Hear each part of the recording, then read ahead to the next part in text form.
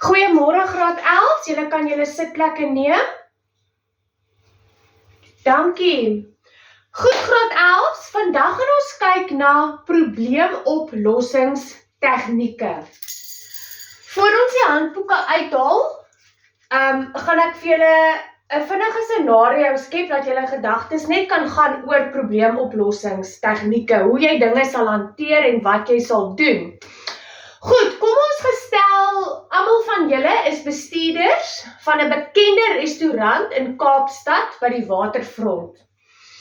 Vir die afgelope tyd, 2 jaar, het dit baie goed gegaan met jou restaurant. Jy het baie kliënte ontvang, jy het goeie positiewe kommentaar ontvang en jou inkomste was goed. Maar, die laaste 3 maande is daar probleme. Jy kry minder kliënte wat kom eet by jou restaurant, jy hoor dinge soos, jou kliënte wag lank vir hulle kos, jou diens het afgeneem, jy het swak diens, jy hoor stories dat jou werkers nie gemotiveerd is nie, en boonop alles, het daar net hier reg om die hoek van jou restaurant, die soortgelyke restaurant as jou nou oopgemaak. Nou, jou inkomste neem af, jy het 'n probleem. Goed, so, dink gou vinnig vir my, hoekom dink julle verloor jou besigheid, kliënte? Wat het fout gegaan? Wie kan gou vir my sê, Chantel, wat sê jy? Right, heel belangrikste wat ek saamstem mee, jou personeel is nie gemotiveerd nie. Goed, nog ene, Pieter, kan jy vir my sê?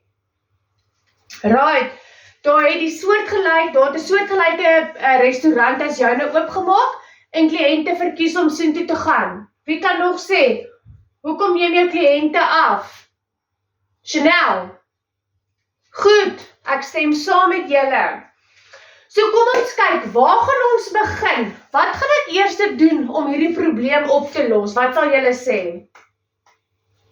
Chantal, jy kan maar sê? Yes, mooi. Daarmee stem ek 100% saam. Ons gaan eers intern begin. Begin eers met jou werkers, soos sy nou gesê het. Vind uit, hoekom is jou werkers nie gemotiveerd nie? Wat gaan aan? Kom ons soek eers die probleem, intern, en dan gaan ons ekstern. Dan kan ons kyk, right, mededinger is 'n probleem. Kom ons maak dalk yes, mooi Pieter. Kom ons sê dalk Sondag is dit kinders onder 12 eet verniet. Dan gaan ons verder, maar kom ons begin intern, ek stem saam. Goed, kom ons haal gou ons boeke uit, dan blaai ons daarna bladsy 43 toe. Daar gaan ons 2 tegnieke bespreek. Goed, eerstens sal julle daar sien, ons Delphi tegniek. Goed, so die Delphi tegniek is 'n metode waar kenners individueel en anoniem idees gee om probleme op te los, né?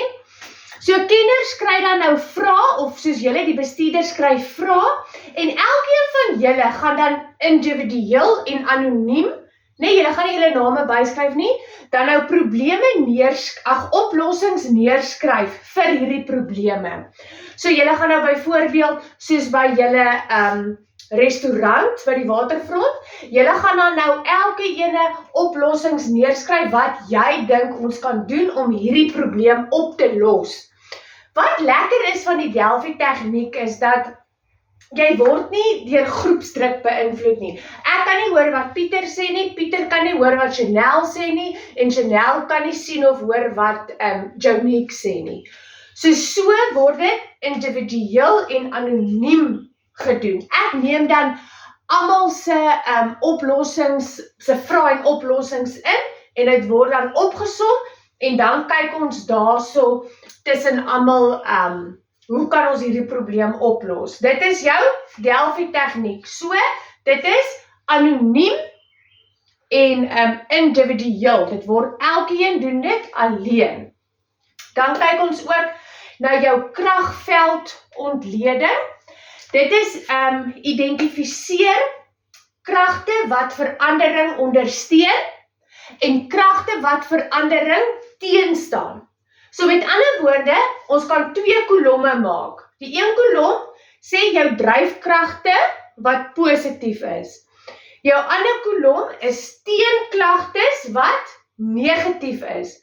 Nou onder jou dryfkragte kan dit wees, ons gaan weer terug waarmee ons begin het, jou restaurant by die waterfront. Jou dryfkragte kan wees goeie ligging, dis by die waterfront, dis 'n fantastiese ligging. En jy het loyale kliënte wat sê elke Sondag kom buffet ete eet by jou restaurant. Dan jou teenklagtes kan wees jou swak diens. Nog een kan wees die sterk kompetisie wat oopgemaak het. So dan is dit belangrik om te kyk hoe om jou positiewe kragte te versterk en dan ook hoe om jou negatiewe kragte te verminder. Alright, so by jou dryfkragtes, kom ons luister gou asseblief. Goeiemôre meneer.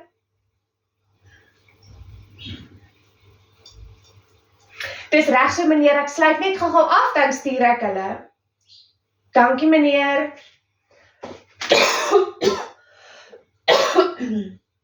Verskoon my.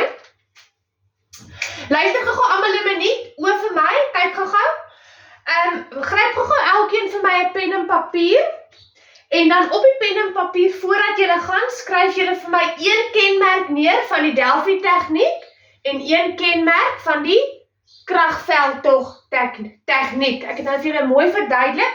So, skryf vir my 1 kenmerk van die Delphi tegniek en 1 kenmerk van die kragveldtog tegniek. Dan los julle julle papiere vir my net op die tafel voor julle gaan, asseblief. Julle het 1 minuut om gou neer te skryf voor julle gaan.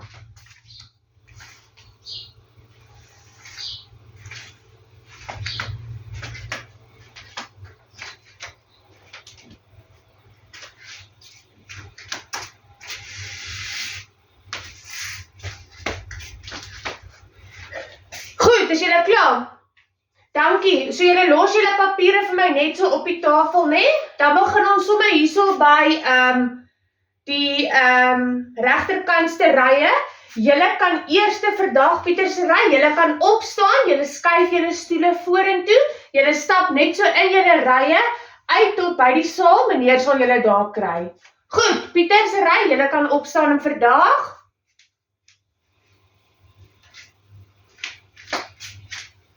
Tweede ry, Chantel se ry, julle kan opstaan en vandag. Skuif julle stoele mooi in voor julle gaan asseblief. Goed, ry nommer 3, Shanique se ry, julle kan opstaan, stoele instoot en vandag.